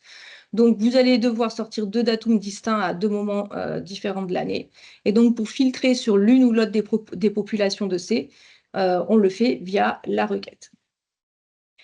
Donc, le récapitulatif des codes des groupes hiérarchiques des enseignants-chercheurs, on aura SA et EA pour les enseignants-chercheurs classiques et assimilés, MG et HU pour le datum DHU. Et les requêtes, elles sont dans le MOP génération du datum EC qui est disponible sur l'espace SharePoint, donc l'espace SIAM. Donc là, je vous ai mis celles qui concernent les ECHU. Voilà. Quand on a renseigné et modifié, du coup, on peut exécuter la demande.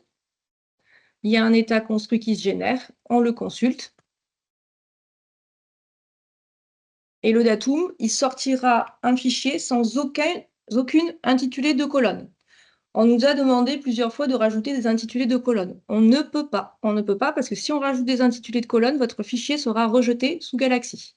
Je vous ai donné à titre d'information à quoi correspondent chacune des colonnes, donc de la première ici à la dernière ici. Sachez que ça, vous le retrouvez également dans le MOP du datum EC. Donc là, ça, c'est valable pour toutes les campagnes, que ce soit pour les ITRF, les AENS, les EC, les ECHU. Si vous n'avez pas d'état construit qui sort quand vous éditez les listings, que ce soit les listes ou le datum, bah déjà, la première chose, c'est de vérifier que là où les campagnes de promovabilité ont bien été lancées sur l'année de campagne, ont bien été lancées, et si elles ont été lancées, qu'on était bien sur la bonne année de campagne. On a régulièrement des DA où on nous dit « je n'ai pas de promouvable ». Quand on vérifie, bah, soit la campagne n'a carrément pas été lancée, soit, alors bon, Siam, il s'est super bien calculé, mais si on ne lui dit pas de calculer, il peut pas inventer. Donc, si la campagne n'a pas été lancée, c'est sûr qu'il n'y aura pas d'état construit. Et parfois, bah, la campagne a été lancée, mais elle a été lancée trop tôt dans l'année. Et l'année de campagne n'avait pas été mise à jour par la DSI. Et donc, du coup, bah, ce qui fait qu'elle a été lancée encore sur l'année précédente. Donc, si je lance en décembre, puisque vous faites votre novembre pour les listes d'aptitude et décembre pour les enseignants-chercheurs, si vous lancez vos campagnes et que vous étiez encore en 2024, ben vous avez lancé les campagnes, mais elles ont recalculé pour 2024. Donc, vraiment, la première vérification avant de soumettre une DA, c'est vérifier si la campagne de probabilité, elle a été lancée et si elle était sur la bonne année. Ensuite, bon là j'ai mis dans le datum, mais ça pourrait être dans la liste ou dans même la liste prom quand vous êtes sur une liste d'aptitude. Si un agent n'est pas présent dans l'état construit, dans votre listing d'agents promouvables. Donc, il faut vérifier que l'agent a bien une proposition de nouveau grade, parce que s'il n'a pas de proposition de nouveau grade, il faut bien comprendre que ce qui remonte dans les listings, c'est ce qui est présent dans le dossier de l'agent dans carrière, suivre la carrière, tout en bas, proposition de nouveau grade. Donc, s'il n'en a pas, eh bien, c'est sûr, ça ne remonte pas dans le listing. Si l'agent n'a pas de proposition de nouveau grade, il faut vérifier déjà que l'agent répond aux conditions de promouvabilité. Donc, ce qui va être intéressant, c'est dans carrière, promouvabilité, consulter proposition. Vous allez avoir maintenant corps, grade non promouvable. Donc, il va falloir vérifier, peut-être que la proposition d'avancement de grade qui n'est pas dans carrière, suivre la carrière proposition d'avancement, elle est peut-être ici. Et si elle est ici, on pourra venir consulter, tiens, la condition, elle dit qu'il faut 3 ans d'ancienneté de service public dans le grade. J'ouvre et je vois, l'agent, il a que 2 ans et 11 mois, donc c'est normal qu'il n'est pas promouvable. S'il n'y a même pas de proposition de corps ou grade non promouvable, autre chose que vous pouvez vérifier, c'est la position. Pour être promouvable, il faut qu'un agent il ait une position en vigueur au moment de la campagne. Donc, au moment où il va être nominé. Donc, si un agent il a une position où il y a une date de fin prévue avant le 1er septembre de l'année de campagne, c'est sûr que l'agent il ne va même pas être dans les promouvables. Parce qu'un agent qui est prêt à sortir, on ne le propose pas à l'avancement de grade. Donc ça, souvent, vous pouvez avoir le cas quand vous avez des agents qui sont en détachement, qui sont en dispo, et vous ne savez pas encore, est-ce qu'ils vont revenir? Ce que je vous invite à faire, c'est ajouter une nouvelle occurrence de position. Vous pouvez mettre une occurrence de position d'activité et la laisser en projet, ne pas la valider par un acte. Au moins, l'agent sortira dans votre campagne. Si vous ne voulez pas que l'agent sorte dans votre campagne, vous le laissez tel quel, mais du coup, voilà, tant qu'il a une date de fin prévue qui est antérieure à la date de nomination, l'agent ne sera pas jugé comme promouvable.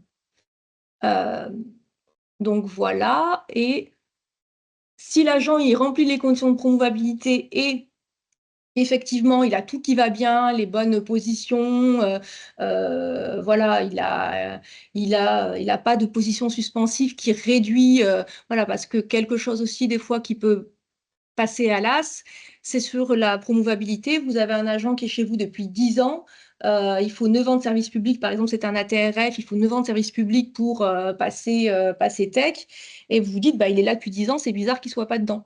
Attention aussi, vous le verrez si vous revisualisez l'atelier sur les règles de calcul, si l'agent il a eu une disponibilité pendant 2 ans, il n'a plus que 8 ans d'ancienneté de service public, donc il n'est pas promouvable. Donc il faut vraiment faire attention à vérifier tous les éléments qui rentrent dans le calcul de l'ancienneté. Et ça, effectivement, c'est ce que vous retrouverez à notre atelier. Mais on ne peut pas, voilà, dans un atelier de 2 heures, voir tous les éléments de carrière. Je vous ai mis sur le... Alors, je vais voir s'il y a des questions quand même.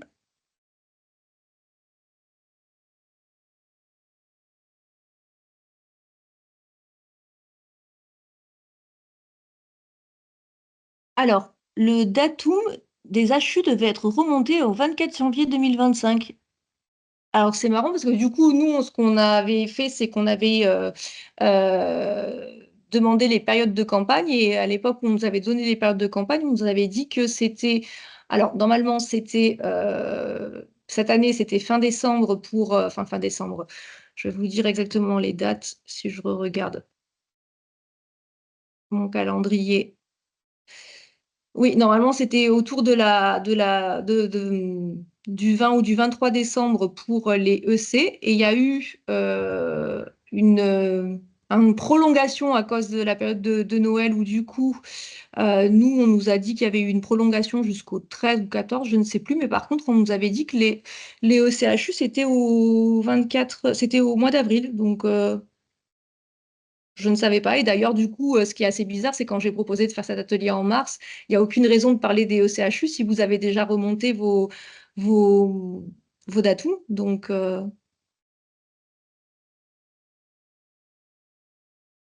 voilà. Est-ce que c'est pour tout le monde que c'était au 24 janvier 2025?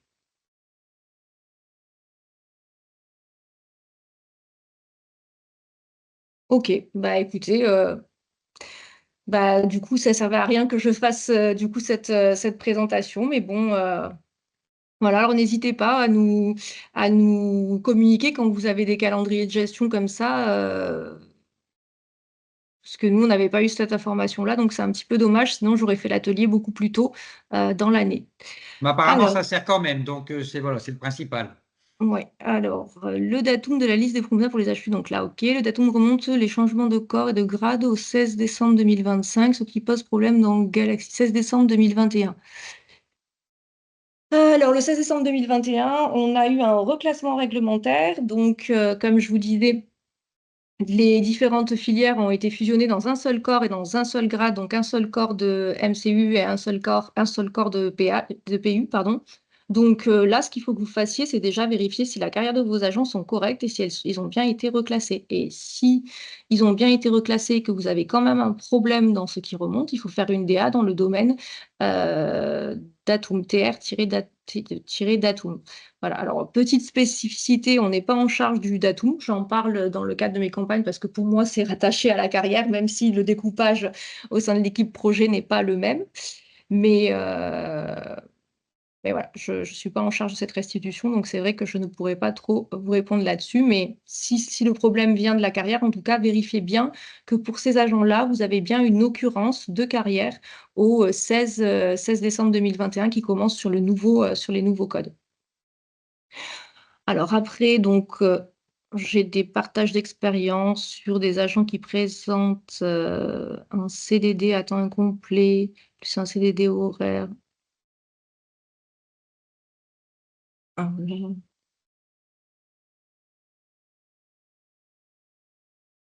Alors là, je comprends pas trop la remarque, Sophie, sur le CDD à temps incomplet, CDD horaire.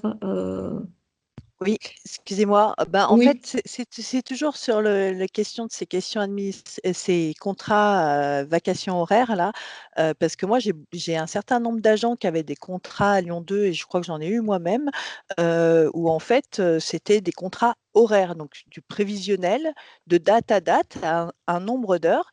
Et moi, j'avoue que ça, dans la carrière antérieure, en termes de reprise, je ne sais pas comment le saisir, quoi.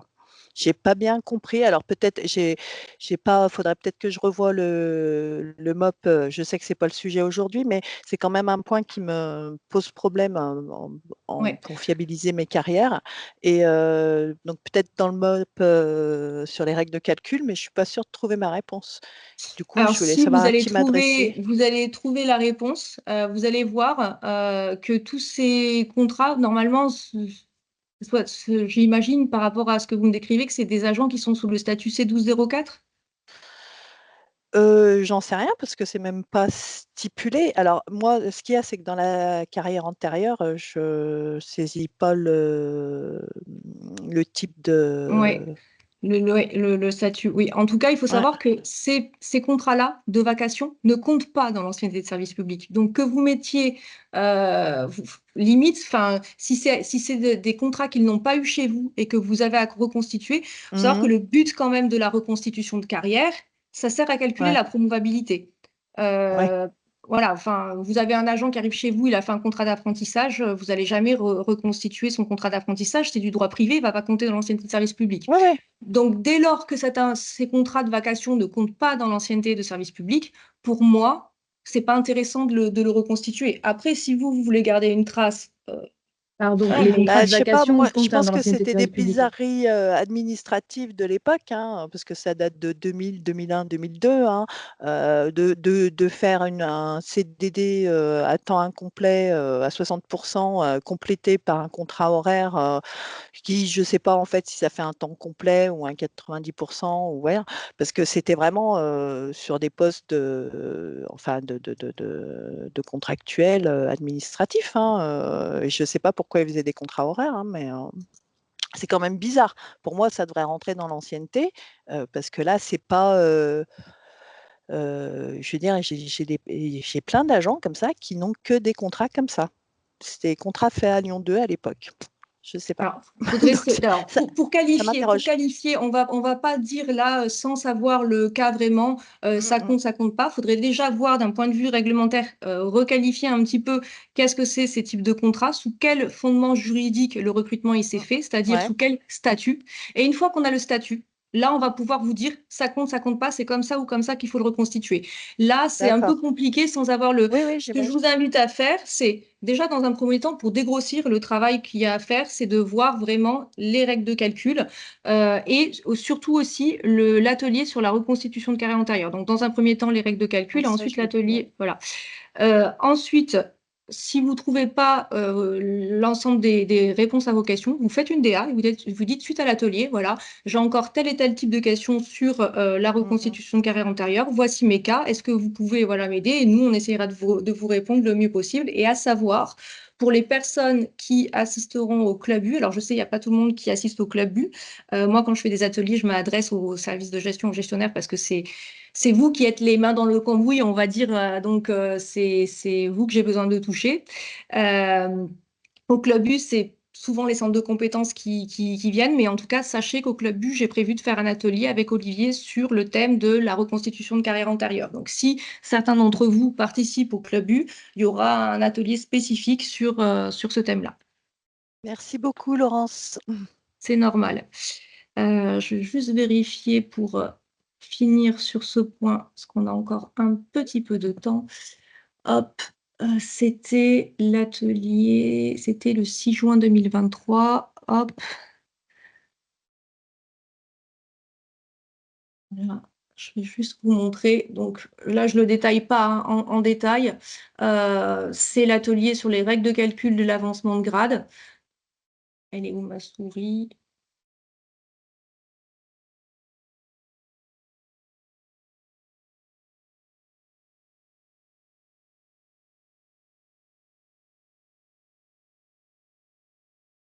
Hop, elle est là.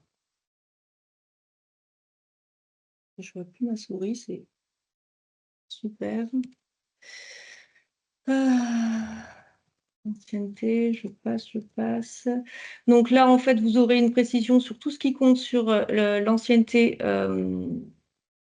L'ancienneté qui compte, les informations qui comptent pour le calcul de l'ancienneté. Donc, on voit, il y a la carrière, le service national, la carrière antérieure, le prochain échelon, le statut, les sanctions disciplinaires, la modalité de service, la position. Et en chaque fois, vous allez retrouver le détail pour chacune de ces informations. Donc, vous parliez à un moment, je vais me positionner sur ce qui nous intéresse. Vous parliez à un moment des modalités de service. Il faut savoir que pour les temps incomplets, ils doivent être proratisés. Donc, si jamais vous renseignez si le contrat a eu lieu chez vous, donc là, c'est le cas d'une reconstitution de carrière, c'est un peu différent, mais si le contrat a eu lieu chez vous, quand vous saisissez un contractuel en temps incomplet, il faut se dire que peut-être un jour, ce contractuel, il va devenir titulaire et qu'il va être promouvable à un avancement de grade et qu'au mieux, on remplit son dossier au moment où on le saisit, au mieux, les services de gestion qui s'occupent des titulaires, ils auront un dossier nickel. Donc, les contrats à temps incomplet, on coche toujours la case prorata temporis pour que le jour où l'agent, on ne sait jamais, il passe dans une campagne d'avancement parce qu'il devient titulaire à un moment de sa carrière chez vous, et du coup, ça sera pris correctement. Donc ça, c'est bien pris en compte. Là, vous allez trouver la liste des statuts qui sont exclus du calcul des anciennetés. Donc ça, c'est notre département, c'est pas moi qui l'ai inventé, hein, c'est notre département métier qui a travaillé avec le ministère pour avoir une liste. Donc pareil, ça ne compte pas dans les anciennetés de service. Donc par rapport aux vacations, vous voyez, on retrouve les C1204 dont je vous parlais tout à l'heure. Voilà, donc voilà, il y a toutes les règles vraiment métiers avec des extraits de notes, de décrets. Je crois qu'il y a des extraits aussi de gestion. Voilà. Je vous invite à re-regarder ce support-là. On va pas le passer en revue aujourd'hui. Hop, alors du coup, voilà. Hop, je repars sur les questions. Il n'y en a pas eu d'autres, j'ai l'impression. Non, non, c'est bon. OK. Donc, pour finir, je vais vous montrer ce que je vous ai mis pour information en annexe du support et on fera un petit passage sur l'espace SIAM pour voir les documents de référence sur les MOP en lien avec ces campagnes. Donc, en annexe, je vous ai juste mis un rappel. Alors, c'est vrai que je le redis, quand on est en train de lancer un tableau d'avancement, on est avancé dans son calendrier de gestion. Les premiers qui vont faire ça, c'est les services qui sont en charge de lancer les listes d'aptitudes. Donc, c'est peut-être vous-même aussi, ou d'autres services, en fonction des découpages de chaque université. Souvent, c'est les mêmes services quand même. En début d'année de campagne, donc en novembre 2024, vous avez été amené à vérifier avant de lancer la première campagne de l'année de campagne. Et si les années de campagne étaient encore en 2024, vous avez la possibilité de demander à votre DSI de mettre à jour en masse l'année de campagne. Donc, c'est juste un petit script à lancer, ça prend 30 secondes. Enfin, le temps d'ouvrir le fichier, de lancer le script et que ça mouline, allez, on va dire de bout en bout 2 minutes. Et ça vous permet d'avoir toutes vos campagnes de l'année qui sortent automatiquement avec l'année 2025. Donc, pour vérifier avant de lancer votre première campagne de l'année, donc quand on est sur de la campagne de liste d'aptitude, c'est la première qu'on lance, la liste d'aptitude ITRF, on appellera tous les KJ1, toutes les KJ1 pays %. On a 241 dossiers. Si je veux appeler toutes les KJ1, j'ai 797 dossiers. Donc, vous comprenez bien que vous n'allez pas vous taper à la main de modifier les années sur les 797 chaînes. On a une petite post-op automatique qui permet de le faire de manière automatique, de vous basculer sur l'année 2025 les 797 chaînes. Donc, ce que vous faites quand vous êtes amené à lancer une campagne, c'est de vérifier avant le lancement. Donc, souvent, cette vérification, c'est vrai qu'elle est faite au moment de la liste d'aptitude ITRF, mais vous pouvez la refaire si vous le souhaitez au moment de la campagne d'avancement de grade pour être bien sûr que tout est OK. Donc là, j'ai sorti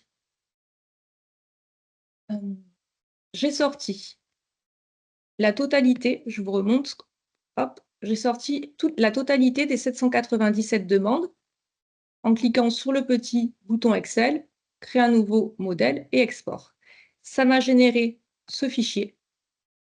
Et là, on peut regarder très rapidement, est-ce que toutes mes années de campagne sont sur 2025? Tiens, non, il me reste des campagnes qui sont en 2024. Pourquoi? Je vais aller voir de quoi il s'agit. Et là, effectivement, j'ai des campagnes qui n'ont pas basculé en 2025. Alors, moi, je sais directement pourquoi. Parce que là, vous voyez, comme j'ai tout appelé et que je n'ai pas plus filtré, ce qui m'intéresse, c'est les campagnes d'avancement et pas de reclassement. Donc, il me reste ces campagnes-là. Et ces campagnes-là, elles n'ont pas été mises à jour. Pourquoi? Parce que je sais que c'est des grades. C'est des grades qui sont en extinction et qu'on a dû fermer. J'imagine que c'est pour ça. Je vais vérifier quand même.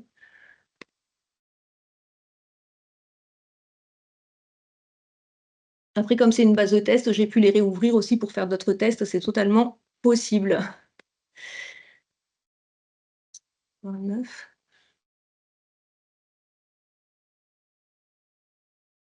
Alors, on est plutôt dans le cas où c'est peut-être moi qui les ai basculés manuellement à 2024 parce que j'avais besoin de faire des tests.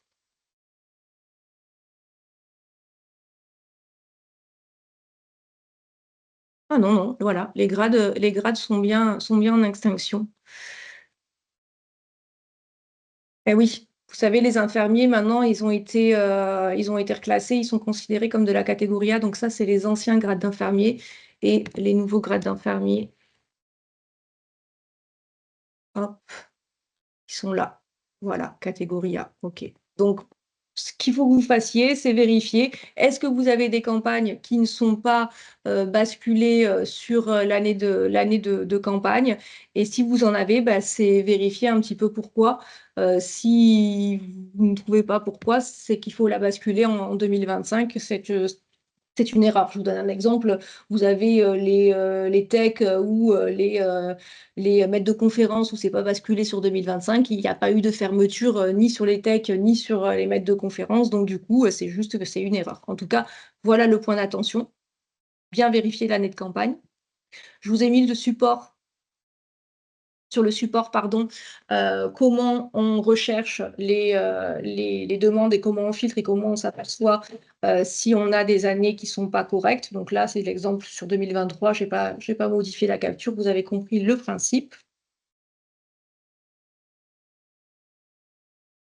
Et je vous ai mis un petit focus sur comment vérifier l'avancement d'une campagne. Donc, quand on lance une campagne, quand la campagne est en cours, vous avez vu une campagne, ça a des enchaînements de 10, 12, 15, 20 étapes. Et donc, on voit uniquement ici en cours. Si on veut savoir où est-ce qu'on en est, on a la possibilité de cliquer sur Consulter. Ça va nous ouvrir une deuxième pop-up qui est le résultat de l'enchaînement. Et on voit KJ1, NRB, KJ1, NRB, KJ1, NRB. Donc, on voit que là, il y a eu 13 enchaînements. Si je suis par exemple sur une campagne qui contient 20 enchaînements, ben, on sait qu'on a un peu plus de la moitié. Et on peut aller vérifier aussi, en descendant sur le dernier enchaînement, si par exemple la demande n'est pas bloquée. Si la demande, ça fait, vous voyez, chaque demande entre la KJ1 et la NRB, vous voyez, ça dure 7 minutes, 6-7 minutes. Vous avez une demande qui n'avance pas depuis 15-20 minutes. Là, il y a un problème, c'est que le traitement, il s'est arrêté. Et du coup, là, il faut nous faire une DA pour essayer de comprendre pourquoi le traitement s'est arrêté. C'est souvent un dossier qui est bloqué, un dossier qui est vérolé, quelque chose qui ne va pas. Voilà, là, n'hésitez pas à nous faire des demandes d'assistance. Je vous avais dit, la KJ1 ne remonte aucun état construit. Par contre, la NRB, elle remonte des états construits. Et vous pouvez les consulter à cet endroit. Donc, en vous positionnant sur chacune des lignes NRB, vous cliquez sur Consulter. Et là, vous allez pouvoir avoir, cette fois-ci, les états construits. Ce qui va vous intéresser, c'est le récapitulatif de la mise à jour. Le récapitulatif de la mise à jour va vous dire combien il y a de dossiers qui ont été traités et est-ce qu'il y a eu des rejets. Donc, s'il n'y a pas eu de rejet, il n'y a pas de problème. C'est là, tout à l'heure, je vous disais sur cette diapo, vérifier que l'agent n'a pas été rejeté. Bien, c'est à ce niveau-là, dans le récapitulatif de la mise à jour. Si vous avez des dossiers qui sont rejetés, je vous invite à ouvrir le compte-rendu de la mise à jour et avec un CTRL F, faire une recherche sur le terme « rejette » et vous allez trouver quelles sont les occurrences qui ont été rejetées. Donc, à titre informatif, voilà, il faut savoir qu'un code retour entre 1 et 4, c'est bon, ça c'est bien, ça a été bien lancé. Code retour 10, qu'il n'y a aucun dossier à traiter. Et code retour 12 ou 99, là, il y a un problème. Donc, je vous invite à nous faire une EDA.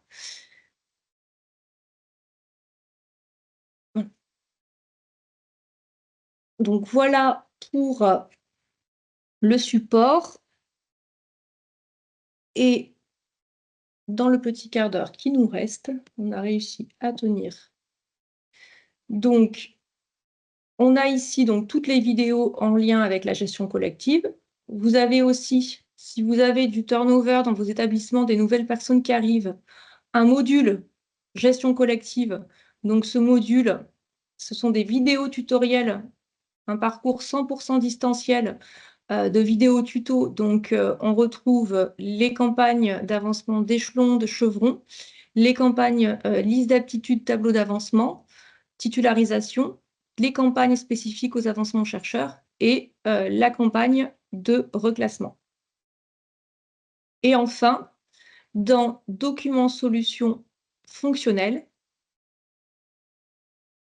vous allez avoir dans le domaine carrière toute la documentation qui correspond à mon domaine. Donc, dans la promouvabilité, le guide détail avancement de grade, c'est ce document que je vous ai montré ici, qui liste toutes les campagnes qui existent, donc la dernière version étant 1.12. Vous avez un MOP spécifique pour lancer les campagnes, que ce soit des tableaux d'avancement ou des listes d'aptitudes. Vous avez un MOP spécifique qui vous explique comment est alimentée la fiche de synthèse. Vous avez la petite pré-op qui permet de mettre à jour les années de campagne. Donc ça, c'est plutôt une action que va réaliser votre DSI, mais eh bien, si vous ne leur indiquez pas de le faire, en général, ils prennent pas, voilà, ils ne le font pas tout seuls. Donc pensez chaque année, en début de campagne, à leur demander. Ensuite, vous avez dans historique de carrière le MOP de saisie de la carrière antérieure. Et puis, qu'est-ce qui est intéressant ensuite sur la promouvabilité Voilà, c'est vraiment les MOP en lien avec la promouvabilité. Sachez que vous avez aussi dans le domaine carrière pas mal de guides que j'ai réalisés pour vous permettre de mieux comprendre les cas de gestion d'utilisation de certains référentiels. Donc, il y a le Memento des positions. C'est un fichier Excel qui liste toutes les familles de positions et tous les codes qui existent avec les cas d'usage et les populations autorisées. Donc là, il va être mis à jour en version 3 dans le prochain patch ref 1.0440.